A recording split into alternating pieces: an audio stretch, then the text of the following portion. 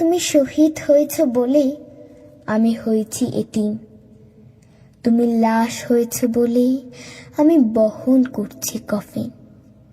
কিন্তু বিশ্বাস করো পুত্র, কফিনের কোনো ওজন নেই আমার কাছে। হৃদয়টা পাথরের মতো ভারী হয়ে আছে তোমাকে হারাবার বেদনায়। জানাজার লোকেরা মনে করে তুমি মৃত, কিন্তু বিশ্বাস করো পুত্র, আন্দোলিত পাতার মতো আমি শুনতে পাই তোমার নিঃশ্বাসের শব্দ। মানুষেরা তোমার জানাজা পড়ছে, কিন্তু আমি দেখছি তুমি নামাজ পড়ছো আমার পাশে দাঁড়িয়ে। সংগ্রাম কতটুকু দীর্ঘ হলে ৩৬ জুলাই হয় তা বুঝতে পারে কেবল বন্দুকের সামনে বুক চিতিয়ে দাঁড়িয়ে থাকা যুবক।